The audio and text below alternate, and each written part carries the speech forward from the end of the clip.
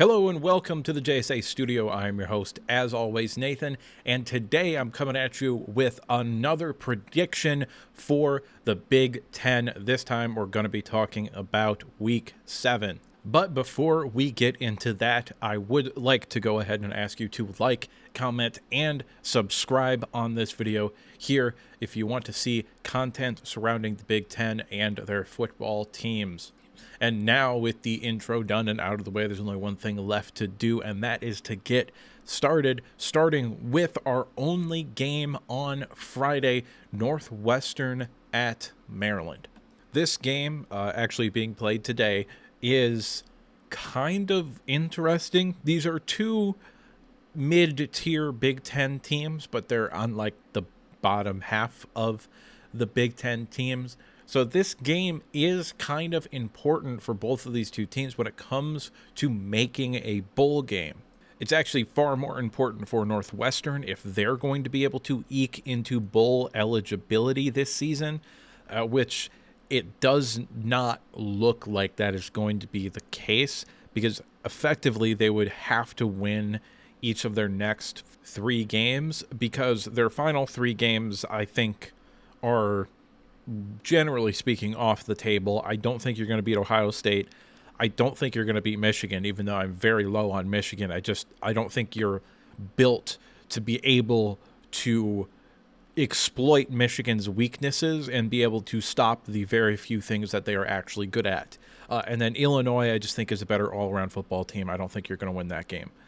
So you do really need this game if you are Northwestern.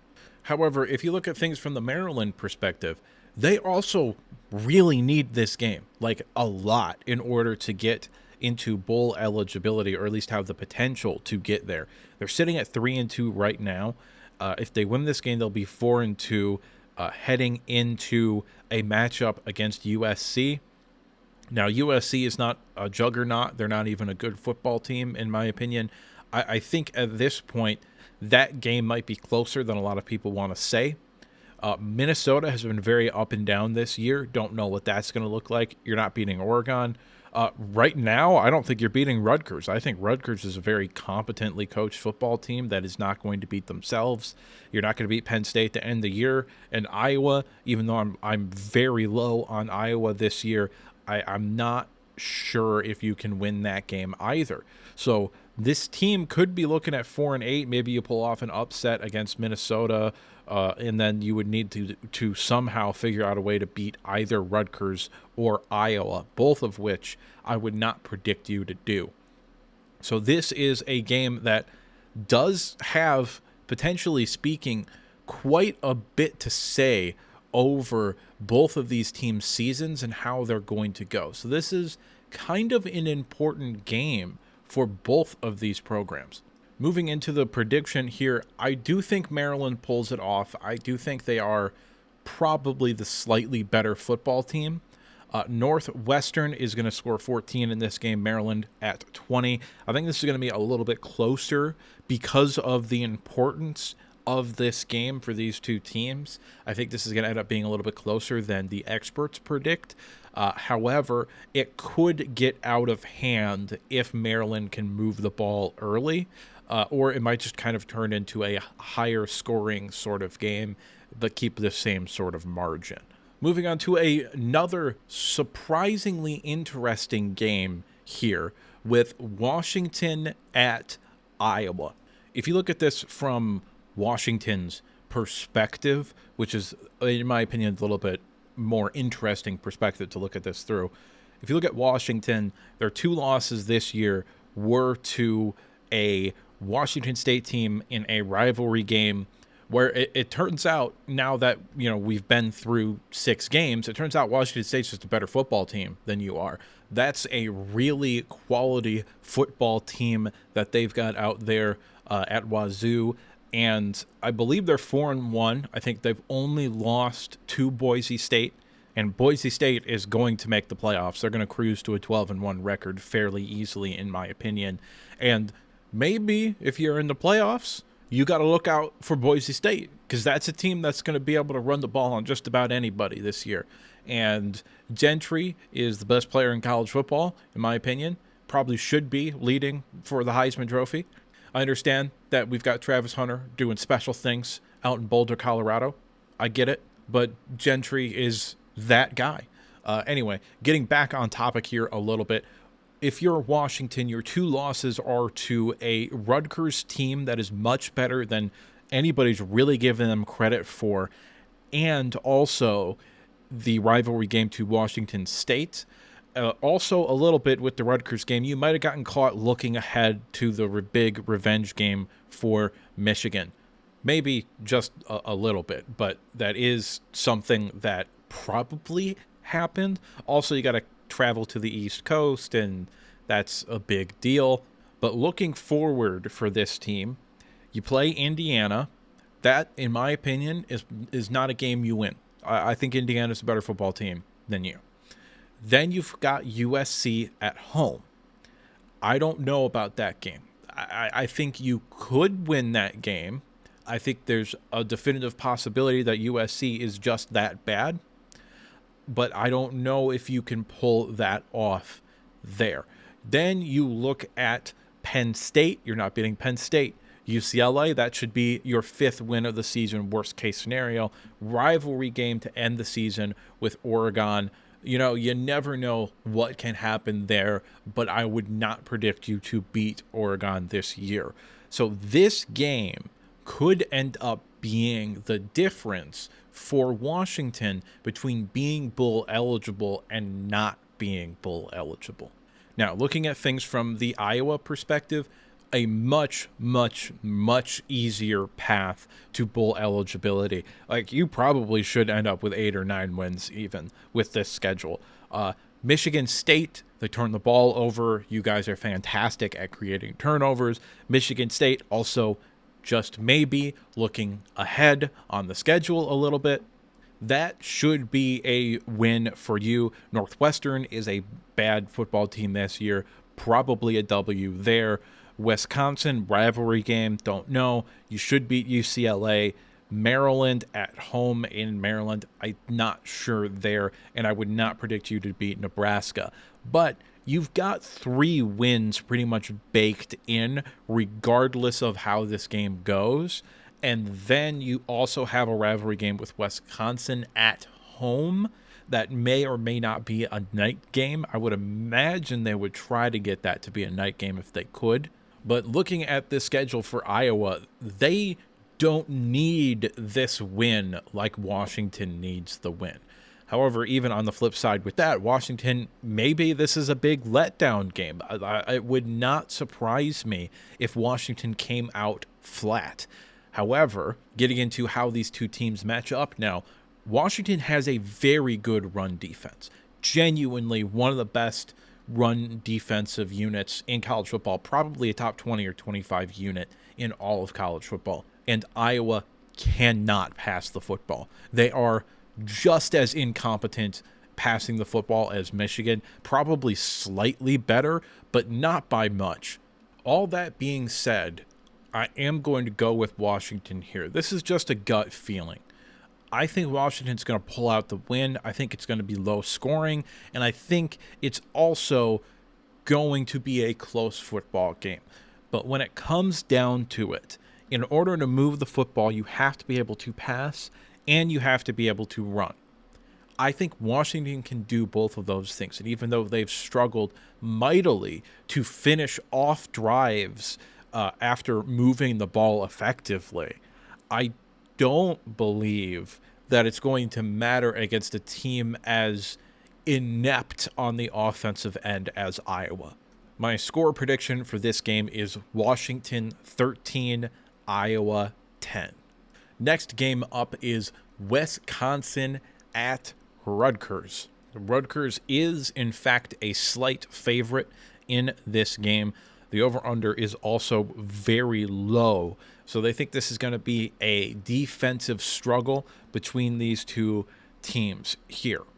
And I actually believe that Wisconsin needs this win more than Rutgers does. Wisconsin's currently sitting at 3-2. They lost to USC, which, looking at it now, that's kind of a bad loss. Wisconsin is built to be able to beat USC the way that other teams have beaten USC, and they just weren't able to do it in the second half.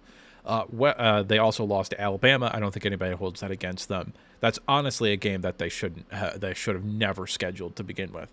But the past few weeks, after struggling offensively early on in the season, they have kind of figured it out, especially on the ground. If you look at their schedule going forward, they play Rutgers this week. Let's give them the W in this hypothetical for right now. So now you're at 4-2. You go to Northwestern next week. Now you're 5-2. You should win that game. Penn State at home. Maybe a little bit of a chance for an upset there, but I would still lean towards Penn State. Iowa the following week in Des Moines. So that game, rivalry game, don't know what can happen. Maybe you win, maybe you won't. That's genuinely a 50-50 kind of game for me. You play Oregon at home. I don't think you win that game. Nebraska in Lincoln. I don't think you win that game either. And then you end the season at home against Minnesota. Maybe you win that game, maybe you don't. It's kind of a 50-50 sort of game. So if Wisconsin loses this game, I don't know if they're bowl eligible this year. And I get that the quarterback got hurt, but I don't think he would have made a difference the way that this team is being coached right now. Now, I still think Luke Fickell is the correct coach for the job. However, the rest of the Big Ten has gotten significantly better this year. Like Rutgers looks like there might end up being a quality football program going forward. Indiana, now I think Cignetti will probably get a bigger job offer, maybe even this year. But if he's still there, Indiana is going to be a consistent football team. Minnesota is what Minnesota is always been and probably always will be under PJ Fleck, a team that's going to go somewhere between 5 and 8, maybe 9 wins.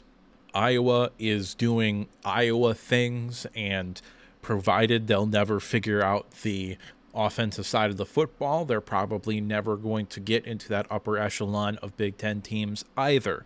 So in terms of your matchups that you're going to play every year, if you're Wisconsin, those are going to be tough games, but they're not unbeatable if you have a very good program like Luke Fickell has built at Cincinnati. Now, I don't know if Luke Fickell is going to be able to turn things around, but he kind of really needs this win to at least get to bowl eligibility this year. That, I think, buys him a little bit more slack on the line. If they don't make a bowl game this year, I think that line's tight as hell, and I think his seat might be one of the hottest in the whole country entering next season. Moving on to the Rutgers perspective here. If they win this game, after next week, they should, in all honesty, be bowl eligible. I don't think UCLA is very good. They have been playing better in the past couple of weeks, and at some point, they're going to pull off an upset against one of these teams that I think are better than them. So maybe that is a game that you circle and you're like, UCLA might pull off the upset there. However, even if you were to lose to UCLA, but you beat Wisconsin, okay, cool. You're 5-2 heading into USC on a Friday game. That's actually on my birthday. But you then play Minnesota, a team that you can beat. Maryland is a team that you probably should beat. Illinois, I don't know. Maybe you can beat Illinois. And then you end the season with a team in Michigan State that can't get out of their own way. So you could absolutely win that game just by playing good, technically sound, clean football. If Rutgers wins this game, you could talk me into 10-2. Probably 9-3 is more realistic, but you could absolutely talk me into Rutgers being able to run the football on USC, control that game, play defense well enough to get the victory there. You could absolutely talk me into that. And the best part is, if you're Rutgers, if you do manage to beat Wisconsin, beat UCLA, beat USC in a big kind of statement win for you there, then you're 7-1, and you're thinking, oh, you're coming down off of USC, might be the biggest win in the history of the Greg Schiano era here, but you then got the bye week, so you don't got to worry about a letdown game that next week. You can just focus on getting right for Minnesota, and if you win that game, who knows, man? You're sitting at 8-1. You're probably going to be ranked. Hell, you might even be in the top 20. Like, that's a real possibility for this team. Is it the most likely outcome? No. But it's a real chance that that could be the case, and your only loss is to, honestly, I think, a really good Nebraska team. Now, predicting this game is trouble. It's very hard. I think this is a close matchup. However, when it comes down to it, from what I've seen from these two teams, I'm going to go with Rutgers. And this game does kind of feel like the Washington game to me a little bit, where on paper, the past few weeks, I'm looking at it and I'm like, man, Wisconsin probably should win this game. But Rutgers beat Washington in a close game at home, and a game that I didn't think they should have won. And now they've got Wisconsin again. And I don't want to get burned again by this Rutgers team. I believe in this team. And more importantly, I don't believe in Wisconsin. I think what we've seen the past few weeks offensively might have been a product of the defenses that they were playing. Purdue is awful. They might be the worst team in the Big Ten. And USC cannot stop the run. I think Rutgers can stop the run. And I also think they're good enough in the secondary to be able to shut down the passing game as well. Now, you're still going to move the ball. Rutgers hasn't shown to be that dominant defensively. You're going to put some points on the board. However, defensively for this team, I don't think you're going to be able to slow down Kyle Monangai all that much. And I also think Rutgers has a better chance of doing damage in the air than Wisconsin does doing damage in the air. I'm going to go with Rutgers 24, Wisconsin 21 for this game. Moving on to the next game here, Penn State at USC. Early season, this was a game that everybody kind of had circled. And I think this might end up being a game that is closer than some people think, but it's not going to end all that close. I think the scoreboard is going to make it look like Penn State dominated the game, even though they didn't. I think USC has problems. I think the majority of their problems are talent-based. And I believe they have the coaching staff in place to be able to alleviate those talent concerns going forward. However, that doesn't mean much for this year. USC is clearly not that good of a football team this year. They can't stop the run, and even though the defense, fundamentally speaking, is better than it was last year, because last year it was an absolute disaster, and this year it's just kind of normal levels of bad, it's still a bad defense, and Penn State has a balanced attack on offense. They can throw the football, they're relatively creative, they can run the football. I don't particularly see a path to victory for USC here unless the defense pulls a rabbit out of their ass or Penn State just shows up and James Franklin is just like, oh, this is a big game, I'm going to James Franklin it and lose.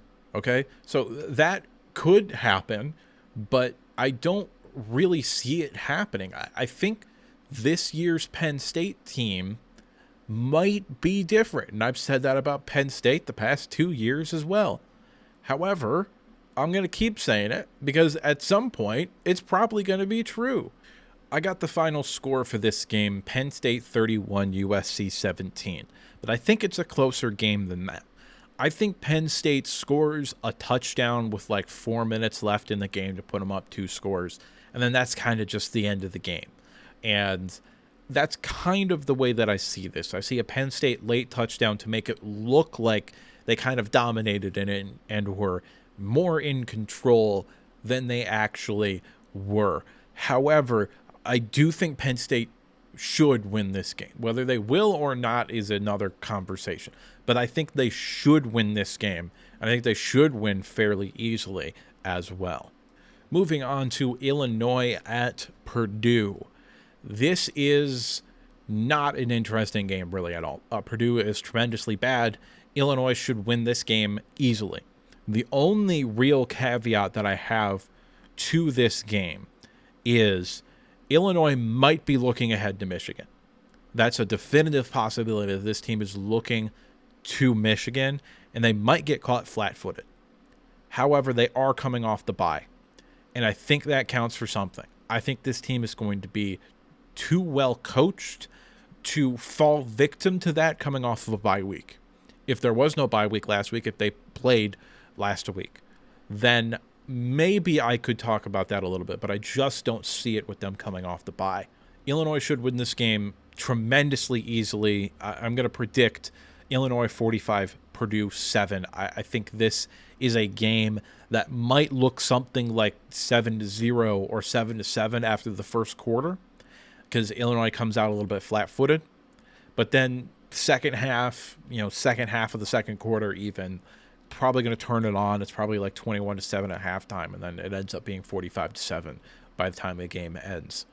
Our second to last game here is, in fact, the biggest game of the week in all of college football, probably. Ohio State at Oregon. And this game is interesting for a multitude of reasons. The biggest reason is this is Oregon's really only tough game left on their schedule. Now, they do play Illinois 2 weeks from now. However, I think Illinois is going to be coming off of a big victory against Michigan, probably ranked inside the top 20. And Oregon is going to look at that as a statement game for them. So I don't actually look at that as a game where Oregon is going to struggle. I think just narratively for the season, I think they're going to win that game pretty easily. I think they're going to make a statement. The game's going to end up being something like 35-20. You know what I mean? Somewhere in that sort of range. So I think Oregon's floor for this season might end up being 10-2. The only reason I say it's 10-2 is because Washington at the end of the season, rivalry game, you don't know, but I think they should be able to handle them fairly easily. So realistically, if Oregon wins this game, they're probably going 12-0 and probably rematching with Ohio State in the Big Ten championship game, because Ohio State only has one more game on their schedule after this one as well. Well, actually, Nebraska might be a little bit tricky for them, but that game's in Columbus, so I don't think so. If that was in Lincoln, big game for Nebraska, perhaps a statement program building win for Coach Rule. However, I just don't see Ohio State losing that game. Then they play Penn State, and Penn State, they're Penn State, but they could win that game. They could lose that game too. It doesn't matter really, because if Ohio State wins this game, they're in the Big Ten championship. If Oregon wins this game, they're in the Big Ten championship. This is a de facto auto bid to the Big Ten championship game, in my opinion. I actually just looked at the schedule, and Ohio State does also play Indiana, and they're at Happy Valley for the Penn State game. I don't think those games really matter at all that much either. I think Indiana might be undefeated heading into that game, and then that could be a top 10 matchup, and then that's a big win. However, that's not a game that they're going to overlook, because Michigan to end the season is just going to be a beatdown of 2018, 2019 proportions. So that Indiana game, for all intents and purposes, would be the last game of their season. So I don't think they're going to overlook that game. So I stand by my original statement that this is a de facto auto bid for the Big Ten championship game. And Penn State and Indiana are the only other two teams that I think could potentially sneak into the Big Ten championship game with like an 11-1 record. But Ohio State plays both those teams, they would have the tiebreaker over both those teams. And, there's a whole bunch of nuance in terms of who makes the Big Ten championship game. I quite honestly just don't have time to get into that right now. Maybe in a future video we can do that. However, this game I don't think is going to go the way that people want/think it's going to go. I've got this game, Ohio State 28, Oregon 13. I think Ryan Day and Ohio State make a statement in this game. Now, I don't think the offense is good enough to get past 28 points, because when they've played a competent defense, they've kind of just hit their ceiling right around there, right around, 30, 35 points, somewhere in there. And I do think Oregon is a better defense than Iowa, and I think they're a better defense than Michigan State. However, those are both well-coached, competent football teams that did kind of make Ohio State have to work for it a little bit in order to move the ball and put points on the board. But even more importantly than anything else I'm going to say or have already said, this is just a bad matchup for Oregon. Oregon offensively has struggled mightily to push the ball downfield. And Ohio State might have the best defense of the country. Genuinely. I really struggle to see a path to victory for Oregon in this game. I really do. I just think it's a disaster matchup for Oregon in this game. I think if this was flipped, if this was a home game in Columbus, I think Ohio State would be favored by more than a touchdown. Genuinely. I think it'd be like 8.5 points. I don't think these two teams are in the same tier.